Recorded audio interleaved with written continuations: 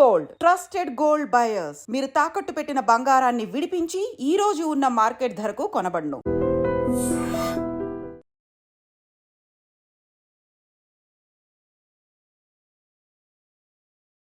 అవతల పార్టీ ఉన్నాను యువతల పార్టీ ఉన్నాను ఆ ఇంట్లోనే ఇంట్లో ఉన్నాడు కదా. మంచిని మంచి అనాలి, చెడుని చెడు అనాలి. నా కొడుకు తప్పు చేసినా నా కొడుకుని తిట్టాలి. పక్కోడు నాకు శత్రువు కొడుకు మంచి పని చేసినా పొగడాలి. పొగిడితేనే క్యారెక్టర్. ఊరికే వాడు మంచి చేసినా కానీ అని తిడితే అది రాజకీయ వెట్ అవుతుందండి. ఓకే, దానికి మరి స్టికానే ఉండాలి కదా, నిలబడాలి కదా.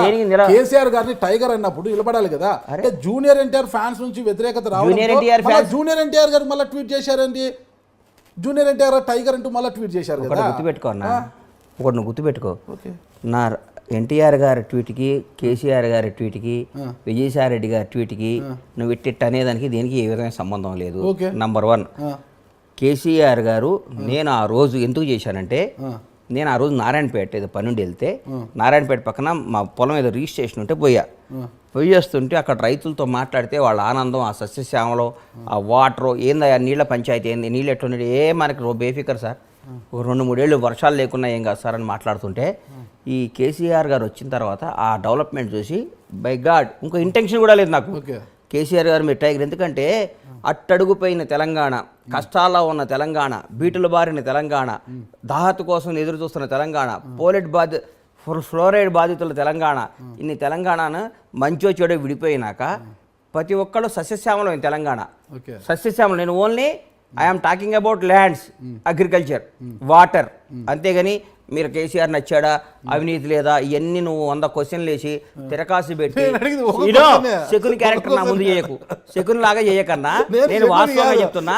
నేను ఆగన్నా, కేసీఆర్ గారు ఆ విషయంలో నచ్చి సార్ వాళ్ళ రైతుల్లో ఆనందం చూసి కేసీఆర్ సార్ టైగర్ అని పెట్టా. అంతేగాని దాని వెనకాల ఒక స్కెచ్ చేసి దానికి ఒక మాస్టర్ ప్లాన్ వేసి దానికి ఒక బోర్డు మీటింగ్ పెట్టి నీలాంటి 10 మంది సలహాలు తీసుకొని బొక్క పెడతాను. సలహాలు తీసుకోలేదు,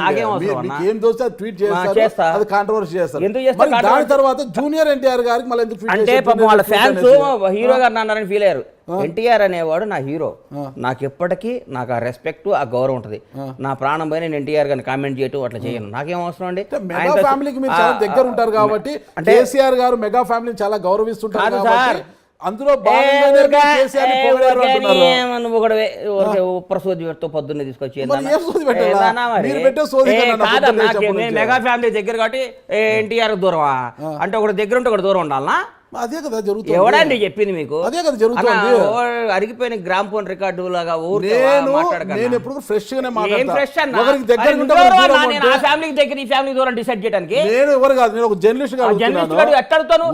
ఏ ఫ్యామిలీ దగ్గర ఏ ఫ్యామిలీ అంటే నాకు ఎన్టీఆర్ తో నాకు శత్రుత్వం ఉందా? నేను ఒక సినిమా తీయలా, ప్రభాస్ అంటే నాకు ఇష్టం, నేను ఒక సినిమా తీయలా, మహేష్ బాబు అంటే నాకు గౌరవం, నాకు ఒక మెగా ఫ్యామిలీ అంటే అభిమానం, అట్లాగే ఎన్టీఆర్ అంటే కూడా అభిమానం. నాకు ఒక ఫ్యామిలీతో దగ్గర ఉంటే ఒక ఫ్యామిలీకి దూరం కాదు కదా. నువ్వే కాదు, పోసాని ఫ్యామిలీకి ఎందుకు దూరం కావాలనుకున్నారు? పోసాని చావు మామూలుగా ఉండదు అది ఇది మాట్లాడారు కదా. పోసానికి నాకు చావు మామూలు దూరమేం కావాలి. నువ్వు మాట్లాడుతుంది నా హీరో గురించి, ఎన్టీఆర్ అనే వాడి గురించి దగ్గర నుంచి నేను లబ్ధి పొందా. ఎన్టీఆర్ గారితో నేను 2 సినిమాలు తీసా, ఎన్టీఆర్ గారితో నాకు ఒక రిలేషన్ ఉంది, ఎన్టీఆర్ గారితో నాకు బంధం ఉంది, ఎన్టీఆర్ గారితో 2 బ్లాక్ బాస్టర్ సినిమాలు తీసా. ఒక సినిమా సూపర్ హిట్, ఒక సినిమా బ్లాక్ బాస్టర్ హిట్. అది సినిమాలో పెట్టుకోవాలి. వ్యక్తిగత ఎందుకు వస్తారు? సినిమాలో వ్యక్తిగతంగా వచ్చానా? అవును, పోసాని చావు మామూలుగా ఉండదంటే చెప్పడానికి మీరెవరు? నువ్వు ఫస్ట్ ఇది కట్ చేశారంటే నేను నూరుకొని చెప్తున్నా. కట్ చేయండి. ఫస్ట్ నీ మానసిక పరిస్థితి బాలా. ఓకే, ఎందుకంటే కేసీఆర్ అంటావు, విజయసాయి రెడ్డి అంటావు, ఎన్టీఆర్ అంటావు, మెగా ఫ్యామిలీ అంటావు, దీనికి ఏ సంబంధం లేకుండా పోసారంటావు. ఒక క్లారిటీతో క్వశ్చన్ రాసుకొని రేపు రా ఇంటర్వ్యూ. నువ్వు సంబంధం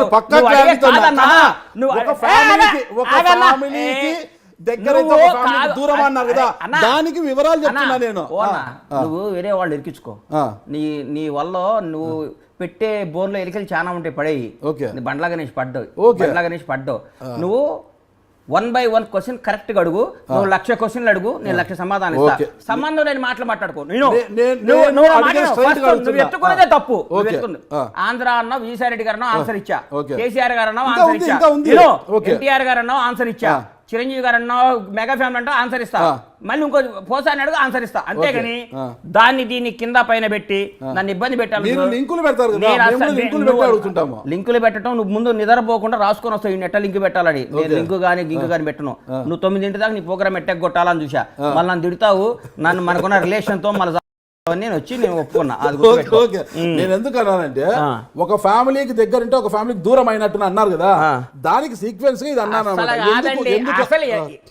ఎన్టీఆర్ ఫ్యామిలీ ఏంది, మెగా ఫ్యామిలీ ఏంది, నువ్వు మాట్లాడే మాటలు ఏ ఇష్యూలో అన్నాను, ఏ ఇష్యూలో అన్నాను అడగవే. మీరు చెప్పండి ఆ ఇష్యూ ఏంటో మీరు చెప్పండి. నేను అన్నాను కదా పోసాని కానీ ఎందుకు ఆ మాట అన్నారు మరి? ఆ ఫ్యామిలీ కూడా ఒక ఫ్యామిలీనే కదా, ఆ ఫ్యామిలీకి ఎందుకు దూరమైన? చెప్పండి. ఒక తల్లిని ఆ రోజు ఒక తల్లిని కామెంట్ చేశాడు కాబట్టి, ఒక అమ్మని మనకేం మనకి జన్మనిచ్చి మనకి తన పాలు ఇచ్చి తన బిడ్డలను మోసి 9 మాసాలు కానీ బతకండి రా నాయనని పంపిస్తే మన అమ్మమ్మని ఏం చేసిందండి? అమ్మని తిట్టడం అవన్నీ తిడితే ఆ రోజు హట్ అయ్యి అన్నా కానీ నాకు అంతేగాని నువ్వు బండ్లాగా నిమిషం కోపమంటే నన్ను తిట్టు, నన్ను కొట్టు, నన్ను. కానీ మా అమ్మ నాయన ఏం చేశారు సార్? ఎప్పుడైనా బియాండ్ ద లిమిట్ మనం కొట్టుకోవాలి కానీ మన అమ్మల్ని మన జన్మనిచ్చినందుకు మన అమ్మ నాయనను మన కడుపును పుట్టిన మన పిల్లలకి ఏం బాధ్యత? తప్పే అది ఎవరు అంతేగాని నాకు పోసాని ఆ విషయం మీద విభేజించా. పోసాని భార్య నాకు క్లోజు, పోసాని పిల్లలు నాకు క్లోజు, కానీ ఈ మధ్య మాట్లాడటం లేదు, ఎందుకంటే కలవలేదు. అంతేగాని పోసాని అనేవాడు నాకు ఎన్నో వేషాలు రాశాడు. నా సినిమాలో ఆయనకి లైఫ్లో మర్చిపోలేని వేషం ఇచ్చే టెంపర్లో నాకు ఏ విధమైన లేదు. అంటే దేనికైనా ఒక క్రాస్ ఉంటుంది నాగరాజ్ అన్న, ఒక క్రాస్ ఒక గీత ఉంటుంది. సీతాదేవిని కూడా రాముడు గీత దాటొద్దు అన్నాడు. రాముడు మాటని ఒక గీత దాటితే రావణాసుని ఎత్తుకపోయిండు. అర్థం కాలా? ఎందుకు గీత గీశాడు? అమ్మ ఈ గీత దాటితే డేంజర్ రోడ్లో పడతావు తల్లి అన్నాడు. వేరే కూడా లక్ష్మణుడు గెటప్లో వచ్చి ఆయన మోసం చేశాడు. సీతాదేవి నేను మోసం చేయగలిగేవారు. నీకు అంత నువ్వు కూడా నువ్వు రావణాసులు అంటాడువి. నువ్వు ఒక గీత ఉండదు, గీత గీసుకొని ఉంటాం మేము. నువ్వు రాగాల గీతను దాటియాలని ట్రై చేస్తావు.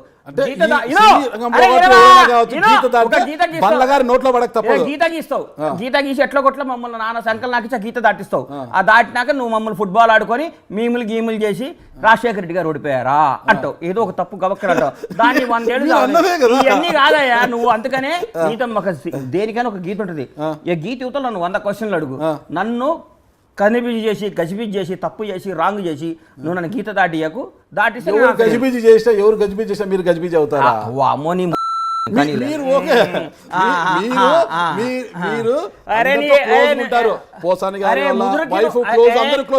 పూరి గారు ఫ్యామిలీ కూడా చాలా క్లోజ్.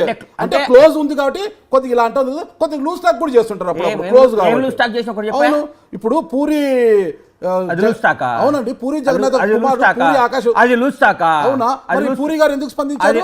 4 జాగ్రత్త పెట్టుకో, 4 ఉన్నంత వరకు మాట జరుగు. ఆయన కూడా స్మార్ట్ గా వార్నింగ్ ఇచ్చారు మీకు. అస్సలు లేదు. పూరి చూపెట్టమంటారా?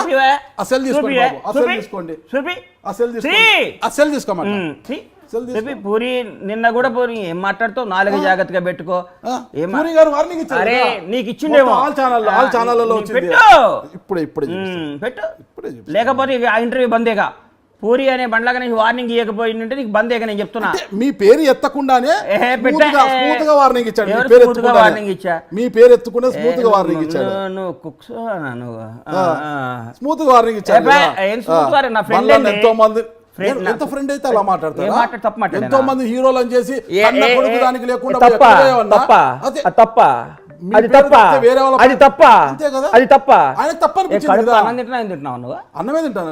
తల్లి భార్యని బిడ్డల్ని ప్రేమించినాడు మనిషి అన్న ఏందన్నా మాట్లాడుతున్నావు? మంచి చెడు చెప్పే రైట్ నాకుంది. నా ఫ్రెండ్ పెట్టు, ఫోన్ పెట్టు. ఫ్రెండ్ కావచ్చు ఎవరైనా కరెక్ట్ మాట్లాడితే పూరి గారు ఎందుకు అంత స్మూత్ గా?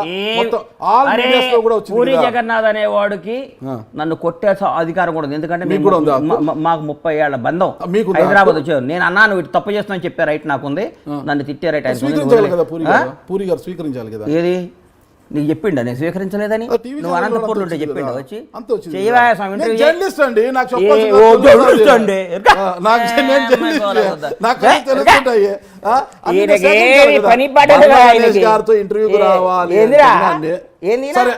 నాగరాజన్న మెగా ఫ్యామిలీలోనే నాగబాబు గారు మా ఎన్నికల సమయంలో అనుకుంటా కోట శ్రీనివాసరావు గారిని విమర్శించారు.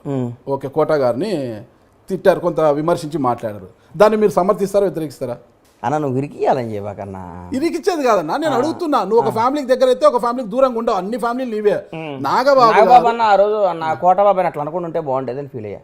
ఓకే, ఇప్పుడు నేను ఒప్పుకుంటా ఒక ఫ్యామిలీకి దగ్గర ఉంటే దూరం. నాకు న్యాయమే, నాకు దగ్గరేం దూరమే. తప్పు చేస్తే నా భార్య పిల్లలతో కూడా గొడవ పడతా. అంతేనా? మరి ఇంకేంది, నేను చెంచాగిరా వీళ్ళ దగ్గర ఎవరో నా గురి చేస్తున్నాను ఎవరి దగ్గర. నా రక్తం నేను నమ్ముకొని నా కష్టం నేను బతుకుతున్నా, ప్రేమిస్తాను, గౌరవిస్తాను, అంతేగాని సేమ్ అది కూడా ఆశిస్తా. వార్ వన్ సైడ్ ఉండదు, లవ్ వన్ సైడ్ ఉంటుంది. అంతేనా? ఓకే ఓకే, భాష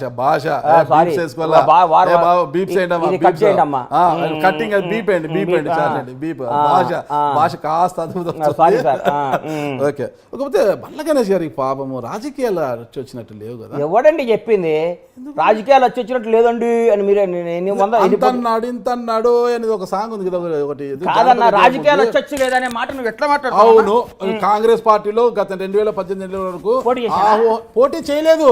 అయిపోయి టికెట్ వచ్చేసింది, గెలుస్తున్నాను, అయిపోయా మొత్తం మేమే మెజార్టీ ప్రభుత్వంలోకి వస్తున్నాము అని ఢిల్లీకి చక్కర్లు కొట్టారు కదా. హైదరాబాద్ ఢిల్లీ చిట్ట చివరికి ఏమైంది, మీకు టికెట్ ఇవ్వలేదు, ఇస్తే ఓడిపోయేవాడిని. అది బెటర్, ఇది బెటరా? గెలుస్తానన్నారు మీరు, అధికారంలోకి ఆ తర్వాత దూరంగా ఉన్నారు.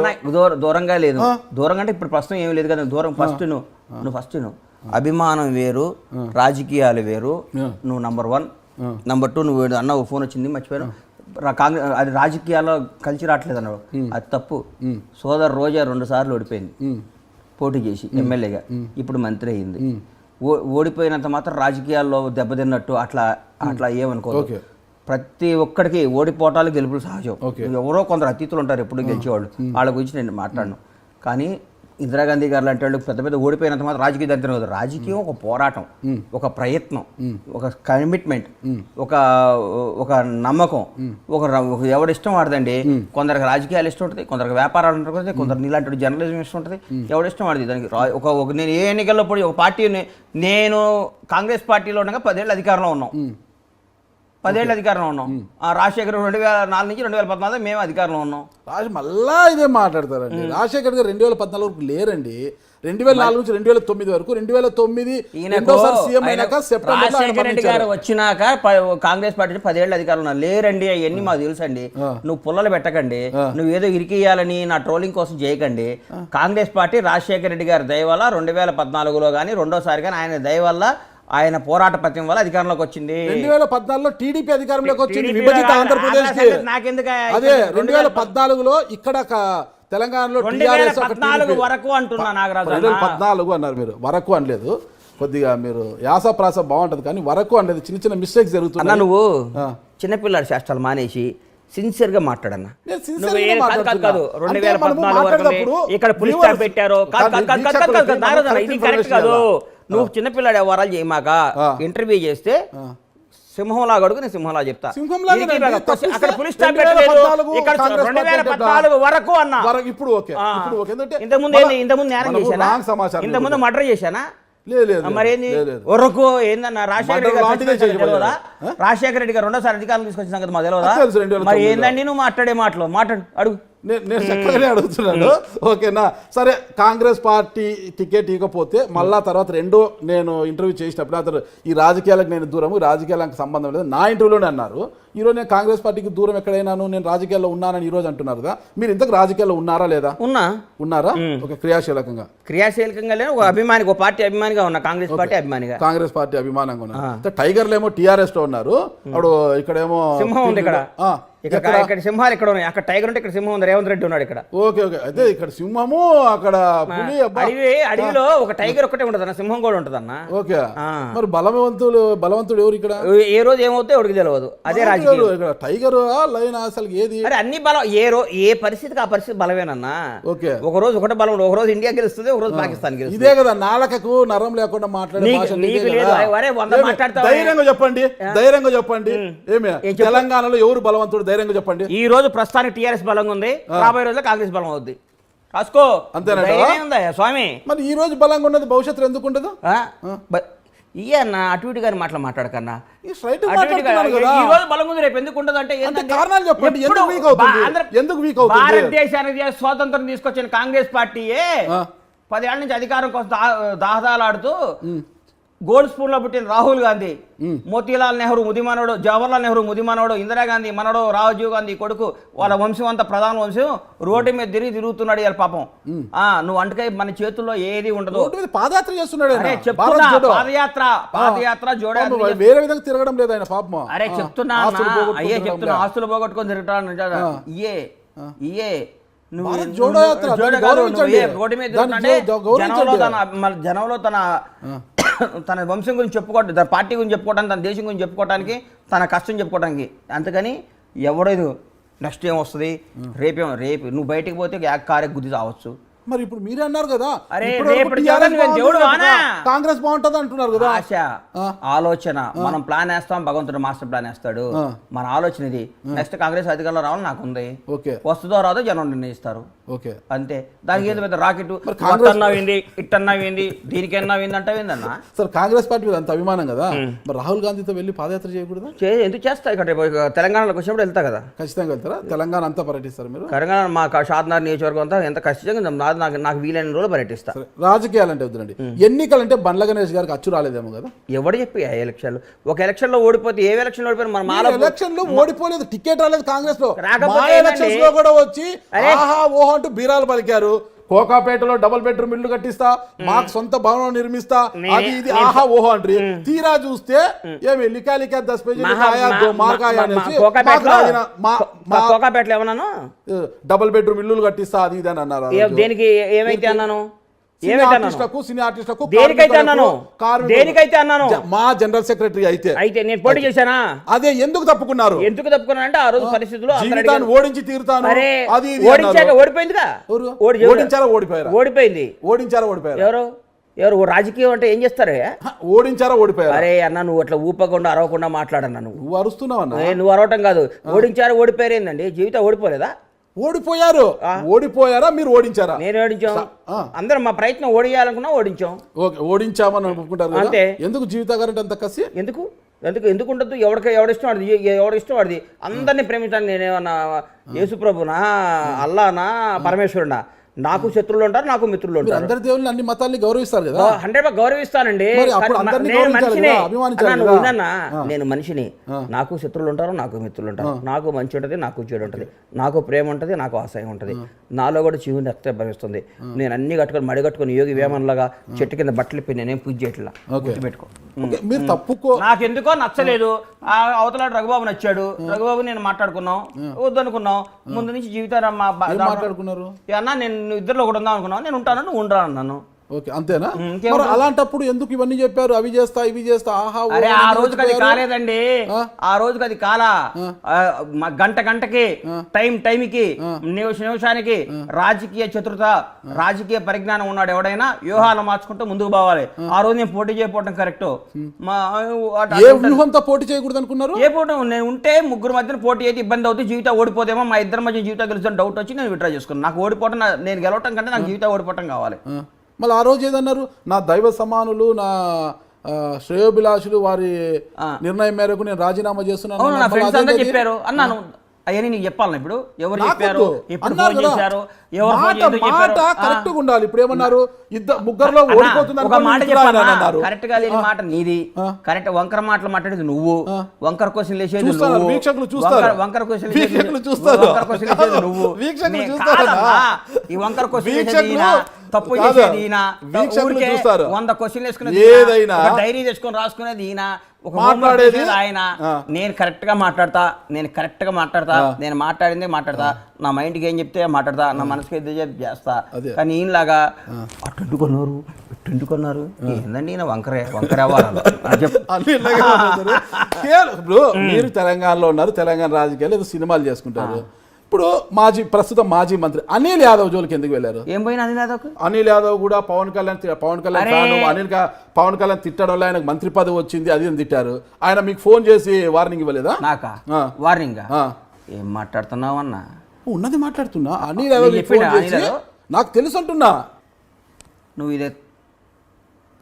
నువ్వు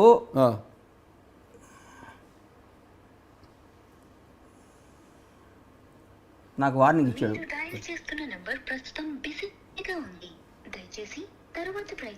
నాకు అనిల్ యాదవ్ వార్నింగ్ ఇచ్చాడా? నీకు దారిలో డబ్బా మాటలని ఎవడన్నా చెప్పాను నీకు? డబ్బా మాటలు కాదు, ఉన్న మాటలే. నాకు వార్నింగ్ ఇచ్చాడు అని లేదు.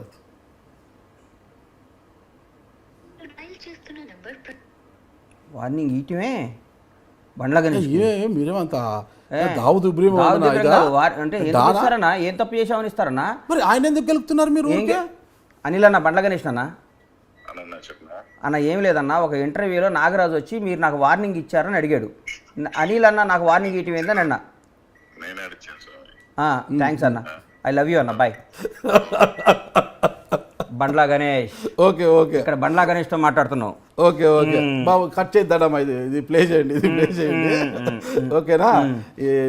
జరిగాయి మళ్ళీ ఇలా ఫోన్లు చేస్తే బాబు అలాగే చెప్తారు, ఎవరు కూడా చెప్పారు కదా. నువ్వు కూడా వార్నింగ్ ఇచ్చావు నాకు. నేను ఇప్పుడు వార్నింగ్ ఇస్తాను, నాకంత ధైర్యం లేదు, నాకైతే అంత ధైర్యం లేదు. వార్నింగ్ ఇచ్చేది నాకైతే అంత ధైర్యం. వార్నింగ్ ఏం మాట్లాడుతున్నావు అన్న నువ్వు? అనవసరంగా అందరికి. ఇప్పుడు ఏపీ రాజకీయాలతో మీకేం పని? ఏపీ రాజకీయాలు ఏం చేసినా విజయసాయి రెడ్డి ట్వీట్లకు స్పందిస్తారు మీరు. అక్కడ విజయసాయి రెడ్డి గారి మీద మాట్లాడతాం. విజయసాయి రెడ్డి గారి ట్వీట్ల మీద సందేశం ఎందుకు జరిగిందంటే, విజయసాయి రెడ్డి గారి మీద నాకు ఏ విధమైన శత్రుత్వం లేదు, ఏ విధమైన లేదు. ఆయన మాట్లాడితే ఎల్లో మీడియా, కమ్మ సామాజిక వర్గం, కమ్మ సామాజికం అంటుంటే నేను ట్వీట్ చేశా, అన్న నీకు సార్ విజయసాయి రెడ్డి గారు, నీకు చంద్రబాబు తగాదుంటే మీరు కొట్టుకోండి సార్, చంపుకోండి, కత్తితో పొడుచుకోండి, అంత సామాజిక వర్గాన్ని లాగమాకండి సార్ అన్న. దానికి ఆయన ట్వీట్ చేశాను, నేను ట్వీట్ చేశాను, దానికి ట్వీట్ చేసి నేను ట్వీట్ చేశాను. తర్వాత ఆయన మాట్లాడటం మానేశాడు, నేను మాట్లాడటం మానేశా. అంతేగాని నాకు విజయసాయి రెడ్డి గారితో పర్సనల్గా తగాదనా, గట్టి పంచాయతీ. మీరు గోళీల ఫ్రెండ్స్ మాట్లాడుకోవడానికి గోళీల ఫ్రెండ్స్ అంటే గోళీల ఫ్రెండ్స్ అంటే ఆయన ఒక యాక్టర్, ఈ రోజు రాజకీయ నాయకుడు, ఎంపీ. ఆయన ఒక సినిమా నిర్మాత, మీరు ఒక యాక్టర్. అయితే ఏంది మీకు ఆయనకి ఏం స్నేహము? మాట్లాడడం లేదంటే రెగ్యులర్ గా మాట్లాడుకుంటా అంటే ఏమన్నా ఫోన్లలో మీరేమన్నా అంత పరిచయం అంత పరిచయం లేక ఎగరపడుతున్నాను నీకు నేను. విజయసాయి రెడ్డి అనేవాడు 20 సంవత్సరాల నుంచి నాకు పరిచయం. పరిచయం నేను తప్పు మాట్లాడుతున్నాను. స్థాయి గురించి ఎందుకు మాట్లాడు? విజయసాయి రెడ్డి స్థాయి ఎంత? వార్డు మెంబర్ కూడా ఎవరు? ఆయన అనలేదా? మీరు అన్న ఆయన ట్వీట్ మీరు స్పందించిన తర్వాత మిమ్మల్ని అనవసరం మీరు ఆయన ట్వీట్ స్పందించేందుకే. అర్థం పద్ధం లేకుండా చెప్పండి. ఆయన నాలాంటి వాడిని విమర్శించి గణేష్ లాంటి పెరగడానికి ప్రయత్నిస్తారు, అది నోటుకు వచ్చినట్టు మాట్లాడాడు కాబట్టి అట్లా మాట్లాడాడు కాబట్టి మాట్లాడాడు. నువ్వు అనవసరంగా గోళీల ఫ్రెండ్సా ఇంకోసారి ఫ్రెండ్స్ అని అడగమాకు నువ్వు. మరి ఇప్పుడు విజయసాయి రెడ్డి గారు మీరు ఫ్రెండ్సే అంటున్నారు, మరి ఆయన ఏదో ట్వీట్లు చేస్తే మీరు ఎందుకు స్పందించవలసి వచ్చింది? ఇప్పుడు ఫ్రెండ్స్ అంటే సార్ అంటే నాకు స్థాయి గురించి మాట్లాడారు. స్థాయి కాదు కదా ఆయన, ఊరికే నీ స్థాయి ఏంది అదంటే కోపం వచ్చి అన్నా కానీ నాకు ఆయన మీద నాకే విజయసాయి రెడ్డి గారి మీద పర్మిట్ శత్రుత్వం ఉందా? విజయసాయి రెడ్డి గారు నాకు అన్యాయం చేశాడా? నాకు న్యాయం నేనేం చేశాను? ఊరికి అన్నాను, ఆ రోజు ఆ ఇష్యూ అయిపోయింది అంతే. ఒకటి గుర్తుపెట్టుకున్నా, విజయసాయి రెడ్డి గారు కనపడ్డా కూడా నమస్తే సార్ అంట, నాకేంది? మీరు ఒక విజయసాయి రెడ్డి గారిని వదిలిపెట్టలేదు. ఏపీలో ఎవరు మన గుడివాడ అమర్నాథ్ గారిని మాట్లాడారు. ఆయన రెడ్డో కాపో తెలియదు, కొంతమంది రెడ్ అంటారు, కొంతమంది కాపు అంటారు. వాళ్ళ నాన్నగారి నుంచి నాకు పరిచయం. గుడివాడ అమర్నాథ్ ఓకే, కొడాలి అంబటి రాంబాబు గారిని అన్న ఒక మాట అన్న, నాకేమీ లేదన్నా. నాకు ఇంత గబక్కని ఎవరన్నా పవన్ కళ్యాణ్ అని ఆయన ఎవరన్నా అంటే నాకు ఎంతో మనసుకు నొచ్చుకుంటది. అవతల వాళ్ళు ఎవ్వడో ఆయన మీద రియాక్షన్ అయినప్పుడు చూస్తా, అరే ఎవరు మాట్లాడలేదు ఏందా అని, ఎవరు మాట్లాడకపోతే ఎట్లా అని పవన్ కళ్యాణ్ గారు అన్నాళ్ళ మీద నేను మాట్లాడతా. అది కూడా నేను కావాలని ఆయన గెలుక్కుందామనో ఆయన గోక్కుందామనో కాదు, నాకు తొత్తరా ఈయన మీద అభిమానం అట్లాంటిది, పవన్ కళ్యాణ్ గారి మీద అభిమానం అట్లాంటిది. ఈయన మీద అభిమానంతో గబగబా మాట్లాడతా. నాకు అంబటి రాంబాబు గారితో నా స్నేహితుడే, గుడివార అమర్నాథ్ నా స్నేహితుడే, నాన్న నా ఫ్రెండే, వీళ్ళందరూ. కానీ ఎందుకు మాట్లాడతానంటే గబక్కను హీరో గారిని అన్నారు కదా అని నాకు వాళ్ళ మీద అభిమానం, పవన్ కళ్యాణ్ గారి మీద ఉన్న ప్రేమ డామినేట్ చేస్తా అంతే. నాకు డామినేట్ చేసి పవన్ కళ్యాణ్ అనేవాడు నాకు హీరో, నాకు దేవుడితో సమానం నేను ఫీల్ అవుతా ఉంటా కాబట్టి నేను చేస్తుంటది. అంతేగాని నాకేం శత్రుత్వం వాళ్ళతో, నాకేం శత్రుత్వం. పవన్ కళ్యాణ్ గారు మీకు దేవుడే, అది అందరికి తెలిసినదే. మీరు గతంలో ఫోటోలు కూడా చూపించారు, మా ఇంట్లో ఓన్లీ పవన్ కళ్యాణ్ గారి ఫోటో. అందరూ కూడా చాలా ఆశ్చర్యపోయారు దానికి. పవన్ కళ్యాణ్ మీకు దేవుడే. మీరు ఇదే కాదు, వేదికల మీద మీరు కూడా అన్నారనమాట. నాగబాబు గారు, పవన్ కళ్యాణ్ గారు, చిరంజీవి గారు కూర్చున్నప్పుడు కూడా ఒక సభలో మీరు పవన్ కళ్యాణ్ గురించి మాట్లాడుతుంటే నవ్వు ఆపుకోలేకపోయారు. నేను ఒప్పుకుంటా దాన్ని. ఇప్పుడు అది పవన్ కళ్యాణ్ గారు వర్సెస్ ఈ వైసీపీ అంటే రాజకీయాలు జనసేన వర్సెస్ వైఎస్ఆర్సీపీ మధ్య జరిగేది. మీకున్నది సినిమా రంగం మీది, ఓకేనా? మీరు అనవసరంగా మీరు అందరితో ఫ్రెండ్సే అంటున్నారు. పవన్ కళ్యాణ్ గారి మీద అభిమానంతో మీరు మాట్లాడితే వాళ్ళతో మీరు చెడ్డ అవుతారు కదా అనవసరంగా. అనుకున్నాను. ఇప్పుడు నువ్వు అన్నది కూడా మైండ్ లో ఉందన్న నాకు. నాకేం సంబంధం ఆంధ్ర రాజకీయాలతో? అంతే కదా, నాకు సంబంధం లేదు కదా. నేను కూడా కంట్రోల్లో ఉండాలి. నాకేం సంబంధం? నాకేం కనెక్షన్? అంత ప్రేమ ఉంటే తెలంగాణ బాధ్యతలు మీరు తీసుకొని జనసేన బాధ్యతలు కాదన్న, ఏపీలో రాజకీయాలు నువ్వు నాకు సలహాలు ఇవ్వకన్నా, నన్ను ఇంటర్వ్యూ చేయి, జనసేన బాధ్యతలు తీసుకో. ఇంకా నువ్వు నాకు చెప్తావు ఏందన్న, నువ్వు నాకు సలహా, నీ సలహా నేను తీసుకుంటా, సంకనాగిపోతా. నీ సలహాలు కూడా తీసుకొని నేను రాజకీయం చేస్తే నేను చేసినట్టేగా. నువ్వు రోజు నా సలహాలు నాకు వేరే వాళ్ళు ఉన్నా, నాకు కాంగ్రెస్ అంటే ఇష్టం కాబట్టి కాంగ్రెస్ లోనే ఉన్నా. అది అధికారంలోకి వస్తుందా రాకపోతే వస్తే ఇవన్నీ ఎవడో తెలుసు అండి. ఎవరికేం తెలుసు తెలియదు కదా, సంబంధం లేని సబ్జెక్ట్. ఎంపీ గోరంట్ల మాధవ్ విషయంలోకి తల దూరుస్తారు. ఏమని మాట్లాడాను? గోరంట్ల మాధవ్ కూడా ఆ వీడియో గురించి కూడా మాట్లాడారు. ఏమని మాట్లాడాను? మీరే తెలియాలి. నేను అసలు మాట్లాడ గోరంట్ల మాధవ్ గురించి నేను మాట్లాడాను. మీరు అన్నారు మన అంబటి రాంబాబు అన్న గురించి, అమర్నాథ్ గురించి, వీళ్ళందరి గురించి నేను మాట్లాడమాట వస్తాయి.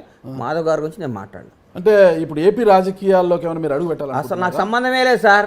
కోదాడ దాడితే నాకు అద్దులే, నాకేం సంబంధం సార్? సంబంధం లేదంటారు, మీరు ఆంధ్ర వాళ్ళే కదా. ఆంధ్ర వాళ్ళు, మా నాన్నగారు ఆంధ్ర, మేము వచ్చి ఇక్కడ సెటిల్ అయిపోయాం. 50 ఏళ్ళ నాడు సెటిల్ అయిపోయాం. మా కర్మభూమి ఇదే, షాద్ నగరే మా కర్మభూమి. కర్మభూమి షాద్ నగరే. ఏం సంబంధం? మా నాన్నగారు వచ్చిన ఊరు అక్కడి నుంచి ఎప్పుడు వలస వచ్చేసిన వాళ్ళం. మేము ఇక్కడ సెటిల్ అయిపోయిన వాళ్ళమే. మాది షాద్ నగరే. మాది మేము వస్తే పొందబెట్టేది కూడా షాద్ నగర్. కర్మభూమి గురించి మాట్లాడితే జన్మభూమి గురించి మాట్లాడు. జన్మభూమి అంటే ఇప్పుడు అక్కడ లేవు కదా సార్. ఇప్పుడు భవిష్యత్తులో ఏపీ రాజకీయాల గురించి మాట్లాడరు. ఇంకా నువ్వు నాగరాజన్నా, అమ్మ నిన్ను ఎట్ట తట్టుకోవాలి సార్? నేను ఉన్నా చెప్పండి అన్న. కాదన్నా, ఏపీ రాజకీయాల గురించి మాట్లాడడం అంటే పవన్ మాట్లాడకూడదు అనుకుంటున్నా అన్న, మాట్లాడకూడదు అనుకుంటున్నా అంతే. కట్టుబడి ఉంటారా? అరే మాట్లాడితే ఒకవేళ పొరపాటు నోరు జారితే ఎక్కడ నోరు ఎందుకు జారుతుంది? అంటే నాలుకకి నరం లేదని నిరూపిస్తారా? నీకుందా నరం? నీకు? నాకుంది, చాలా పొదుపు మాట్లాడతా. అబ్బా, అందరూ అదే అనుకుంటారా? నాగరాజు ఇంటర్వ్యూ వస్తే ఎక్కడ ఇరికిస్తాడో తెలియదు, అన్ని జాగ్రత్తగా పట్టుకోండి, బాక్సుల్లో పెట్టుకుంటారా అంటున్నారు. అన్ని అవయవాలన్నీ బాక్సుల్లో పెట్టి కొండ్రా, ఏదో గుంజుకపోతాడు అంటున్నారు.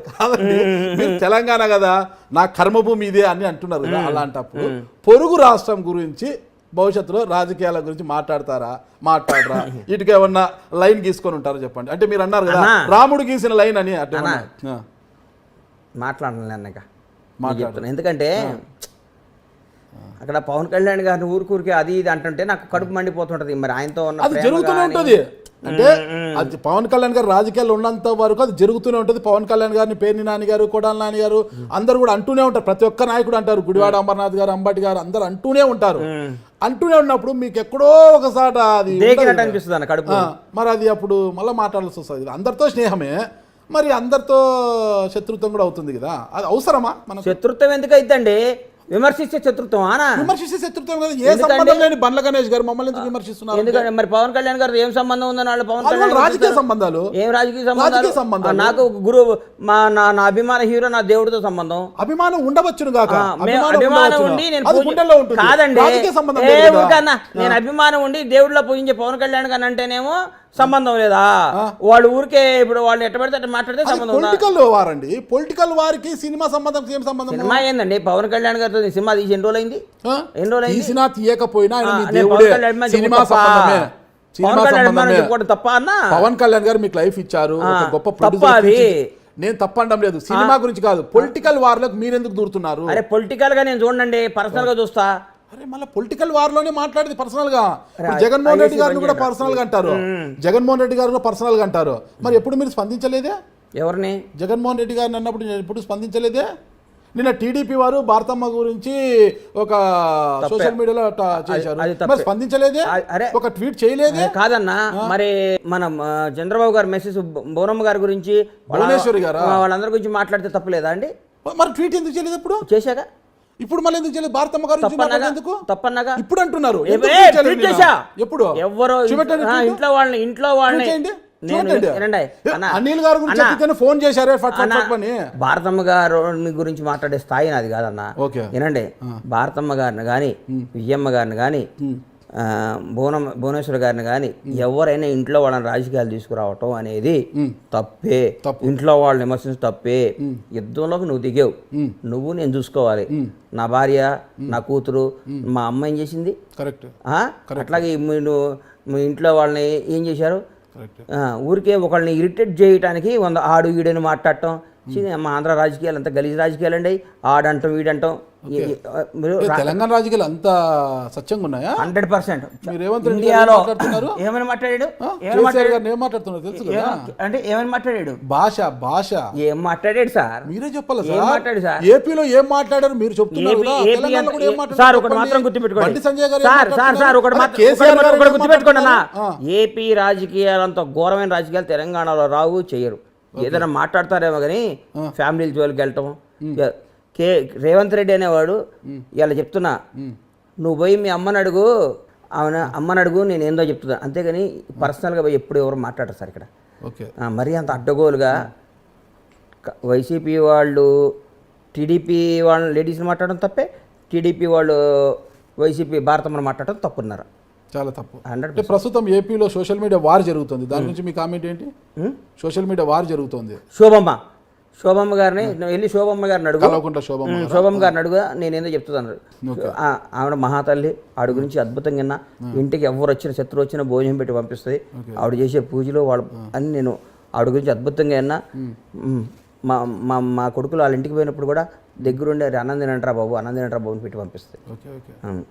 ఒకవైపు సినీ రంగంలో మీ కాలు, మరోవైపు రాజకీయ రంగంలో కాలు పెడుతుంటారు తీస్తుంటారు.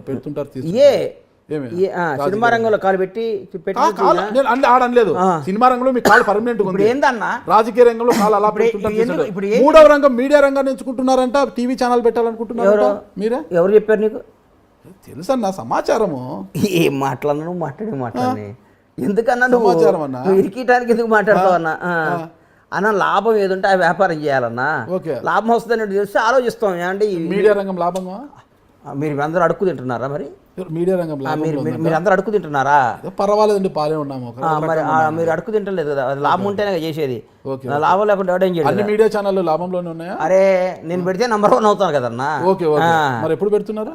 నాకు కుదిరితే పెడతా, లేదా పెట్టిన దాని ఏం పెద్ద. ఇంతకుముందు నీకు ముహూర్తం చెప్పాలనా? ఇది విజయదశమి పెడతా, దీపావళి పెడతా, సంక్రాంతి పెడతా, రంజానికి పెడతా, నీకు చెప్పాలనా? నేను ముహూర్తం నా సొంత విషయాలు, నా పిల్లలతో ఏం చేస్తాను, నా భార్యతో ఏం మాట్లాడతాను, నా కుటుంబ విధానం వివరాలు చెప్పడానికి ఏందన్నా నువ్వు? నాకేనా ఏంది మీడియా రంగంలో నా సీక్రెట్స్ అన్ని నీకెందుకు చెప్తాను? వ్యాపారాన్ని విస్తరించి బండ్లా గారు కాస్త బండ్లా అయిపోతారేమో అనేసి మాకు నేను గుజరాత్ లో పుట్టలేదు కదన్నా. గుజరాత్ లో పుట్టింటే ఏమండి బండ్లాని, గుజరాత్ లో పుట్టింటే బండ్లాని అనిపించుకోవాలని ఉందా ఇక్కడ? అంటే తెలంగాణ బండ్లాని అనేసి ఏమి లేదన్నా. బాగా బతకాలి, రాజకీయంగా పెరగాలి, మంచి స్థాయిలో ఉండాలి, 10 మందికి సేవ చేయాలి, 10 మందితో మంచిగా అనిపించుకోవాలి, పోరాడాలి, యోధుల్లా ఉండాలి, అమ్మ బండ్లా గణేష్ అనాలని కోరికలు ఉంటాయి. మీరు గొప్పవారనా? గొప్పవారని ఇదే ఎక్కించినట్టు మాట్లాడకు. రైట్ అంటున్నా, గొప్పవారు గొప్పగా ఉంటారు కోరుకుంటున్నా. భగవంతుడు అని నా ఆశతో బతుకుతున్నా. భగవంతుడు దయండి. నేను అనుకుని నేను సక్సెస్ అయితే మంచి పొజిషన్కి వస్తా. మంచి పొజిషన్ అన్న. చిన్న ఇది అడుగుతున్నాను, మళ్ళీ మీరు తప్పుగా అనుకోతే, మీకు ఇష్టం లేకపోతే నేను తీసేస్తాను. అది ఒంగోలు జట్టి వెంకటేశ్వర 1,20,00,000 చెక్ బౌన్స్ ఎందుకైందన్న? చెక్ బౌన్స్ కేసు 100 ఉంటాయి అన్న. చిన్న మొత్తాలు కూడా చెక్ బౌన్స్ అయితే రాష్ట్ర ముఖ్యమంత్రి ఆంధ్రప్రదేశ్ ముఖ్యమంత్రికి 100 కేసులు ఉన్నాయి. నాకేం ఆర్థిక కేసుల గురించి కాదు, మోసపడ్డాది, మోసపోయిన కేసులు అయి ఉంటాయి. నువ్వు చెప్పే చూడు, మోసపోయిన కేసు ఒంగోలు జట్టి వెంకటేశ్వర్లు ఉన్నాయి, పొద్దుటూరులో 30 కేసులు ఉన్నాయి. ఇవన్నీ ఆర్థిక లావాదేవీలే.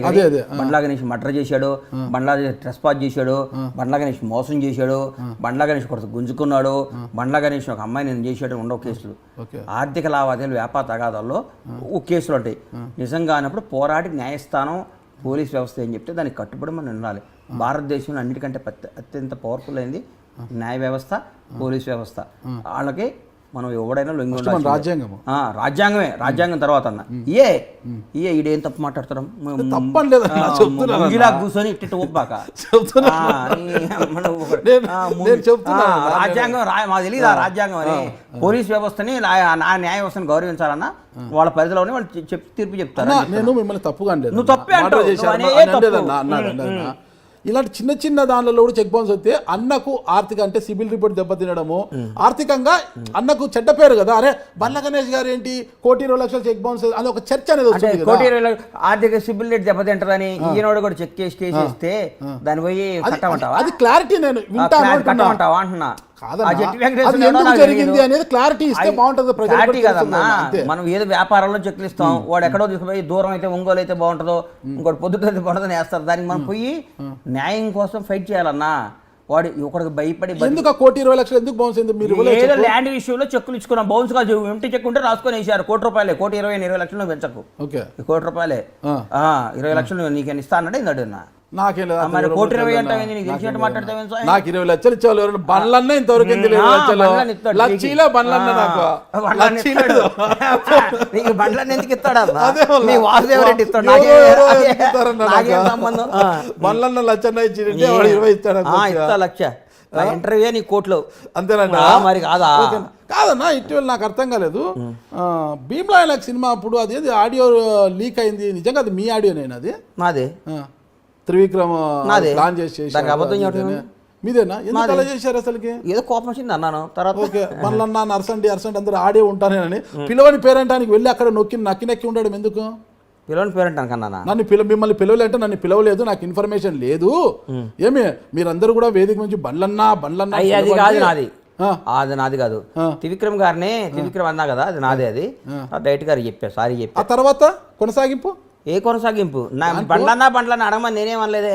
మరి కొనసాగింపుగా ఉంది దాంట్లోనే. ఏం లేదన్నా, నేను అంద ఇదే అరే కోపాలు వస్తాయి, తాపాలు వస్తాయి. ఓ రోజు కోపం వచ్చినంత మాత్రం మరి విడిపో. ఏదైనా అంతే పాలపొంగు లాగా మీరు. పాలపొంగు ఏందండి? మనిషి అన్నాడు కోపం రాదా? ఇప్పుడు ఏమన్నారు? మనిషి అన్నాడు కోపం రాదా అన్న. ఆ కోపానికి కూడా ఒక హద్దు ఉండాలి కదా. దేనికి హద్దు? ప్రతి విషయం రాసి ఫలానా వాడికి ఇంత హద్దు ఉండాలి, మర్డర్ చేస్తే ఇంత కోపం ఉండాలి, మానభంగం చేస్తే ఇంత కోపం ఉండాలి, డబ్బు ఇంత కోపం అని ఒక బుక్ చదువుకుంటా. ఏం మాట్లాడతావన్నా? పవన్ కళ్యాణ్ గారి కాదన్నా, నువ్వు రాసి అన్నా ఇది మనాడికి నీకు ఇంత బీపీ షుగర్ ఉండాలి, ఇంత ఉండాలి, ఈ పని చేస్తే ఈ కోపం ఉండాలి, నువ్వు రాసి ఒక బుక్ రిలీజ్ చేయి మీ ఐ డ్రీమ్ ద్వారా. దాన్ని ఫాలో అవుతాం, మేము నేర్చుకుంటాం. ఓకే, నేను రాసి చెక్ లేదన్నా, నేను అన్నిట్లో గమనిస్తున్నా. ఏది జరిగినా కూడా ఈ మధ్య ట్వీట్ల వ్యవహారం ఎక్కువైపోయింది బండ్ల గణేష్ గారికి. ఆ ట్వీట్ ఒకటి బాగా నేర్చుకున్నారు, అందులో తెలుగులో ట్వీట్ చేయడము, ఇంగ్లీష్లో ట్వీట్ చేయడము బాగా నేర్చుకున్నారు. ఎందుకు ఆ ట్వీట్లు ఊరికి ప్రతిదానికి ట్వీట్ చేయమంటావు? నువ్వు అడిగావు నాపేమంటావా అంటున్నా. కాదన్న ట్వీట్ నాకు నాకు నాకు నా వాక్ స్వాతంత్రం కానీ నాకు స్వాతంత్రం లేదా? ఉందన్నా. కాదు నువ్వు వచ్చి నువ్వు అడిగాను ఏది అనవసరమైన విషయాలు ఎందుకు ట్వీట్ చేశారు? ఏదో అనవసరం విషయం ట్వీట్ చేశాను. ఏమనవసరం విషయం ట్వీట్ చేశానన్నా? అన్ని అవసరం విషయాలే ట్వీట్ చేశా. నువ్వు అనవసరం విషయం అనుకుంటే నా ట్వీట్లు చూడబాక, నన్ను ఫాలో కాబాక. నీకు నచ్చకపోతే నువ్వు ఫాలో నేను నీకు నచ్చకపోతే నువ్వు నన్ను ఫాలో కావాక. ఇదేంటి అని అడుగుతావేందన్నా? నా ఇష్టం, నాకు నచ్చింది. ముగ్గురు పిల్లలు, ముగ్గురు ఒక పిల్లలు పెంచుతున్నా సరదాగా. అదే ముగ్గురు పిల్లలు ఉన్నారు, అయినా కూడా మీరు చాలా పెద్ద మనసు బండ్లన్న. నిజమా? బండ్లన్న అంటే పెద్ద మనసు చిన్న మనసు నాకు తెలుసులే కానీ నువ్వు పాజిటివ్ గా మాట్లాడి నాకు నెగిటివ్ కనపడతాను నీలో. నీ ముఖంలో నాకు ఎందుకు నెగిటివ్ ఎనర్జీ? నువ్వు నెగిటివ్ ఎనర్జీ అన్నా, నువ్వు పాజిటివ్ గా మాట్లాడి నెగిటివ్. అట్లాగే బండ్లగా మాట్లాడిన ఊరు రచ్చ చూడు. నువ్వు పాజిటివ్ గా మాట్లాడి నాకు డౌట్ వచ్చింది, ఇదమ్మా ఇది ఎక్కడ ఇరికిస్తుండేంద్రా నాయన అని. నాకు అందుకని నీ మీద నాకు నా అభిప్రాయం అది. నీకు దండం అన్నా, నీకు దండం కాదన్నా.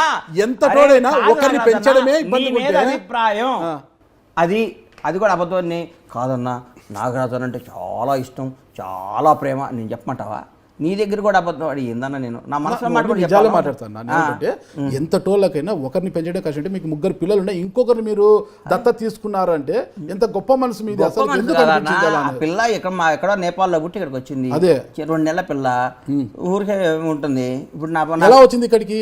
వాళ్ళ అమ్మ నాయన మా దగ్గర పని చేస్తారు. ఓకే, ఒక రోజు పోతుంటే పాపం నైట్ పైకి కింద విపరీతంగా ఏడుస్తుంది ఆ పిల్ల. ఏడుస్తుంటే పైకి పోయినాక మా భార్యతో ఆ పిల్లోడు కూడా తెలియదు అప్పటి వరకు నాకు. ఏడుస్తుంది వాళ్ళ పిల్లోడు ఎవరంటే, రెండోది పిల్ల వాళ్ళ మదర్ పాలు సరిపోవట్లేదంట అంది మా ఆవిడ. సరిపోవట్లేదంటే తీసుకున్నాం. ఆ రోజు ఎత్తుకున్నాం, ఈ రోజు వరకు సంఖ్య దింపలేదు ఇంకా. ఇప్పుడు కొందరు కుక్కల్ని పెంచడం, కొందరు పక్షుల్ని పెంచడం నా మాట హాబీ. ఒక పసిపిల్ల ఆ పిల్ల అన్నా నేను తప్పండి, చాలా గొప్ప గుణము అంటున్నది, చాలా గొప్ప గుణం అది. గొప్ప గుణమో అవన్నీ నాకు చెప్పకన్నా, నాకు నచ్చింది. బంగారు రావే చెప్తున్నానన్నా. దాతల్లి టిష్యూ పేపర్ ఇరా. ఇగో నమస్తే పెట్టు. హలోను హలోను. ఇగో ఇదంతా అమెరికా డ్రెస్లో నువ్వు. ఓకే. ఇండియా వాడది ఇది మాది. ఓకే. ఏం పేరు పెట్టావన్నా? నీ పేరేందమ్మా? నీ పేరేందిరా? చూడు చూడన్నా, చూడు తుడుచుకో తుడుచుకో. నీ పేరేంటి చిటి బుజ్జి చెప్పునన్నా? నీ పేరేందమ్మా? నీ పేరేంది? నీ పేరేం తల్లి? నాన్నకు ముద్దు పెట్టు, నాన్నకు ముద్దు పెట్టు. పెట్టవా? పెట్టవా? నాన్నకు ముద్దు పెట్టవా? ఆయన బూచాడమ్మో, నాగరాజు అని పెద్ద బూచాడు. నువ్వు కూర్చొని చేసినండి నాగరాజు బూచాడమ్మా. అమ్మో నిజంగా ఎందుకో తప్పుగా అనుకుంటారు కానీ చాలా గొప్ప మనసు. వాళ్ళ తల్లిదండ్రులు మీరు తీసుకొని ఆ రోజు పాల కోసం ఏడుస్తున్న బిడ్డను తీసుకొని ఈ రోజు వరకు చంక దింపకుండా మా దగ్గర తీసుకోపో, అమ్మలో తీసుకోపో ఇట్రా. అది చూడు చూడు నాన్న బాబు తీసుకొని పో.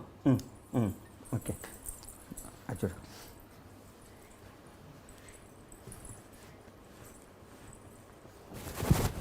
నాన్న ఫైటింగ్ చేస్తున్నాడు ఇక్కడ, తట్టుకోలేవు నువ్వు.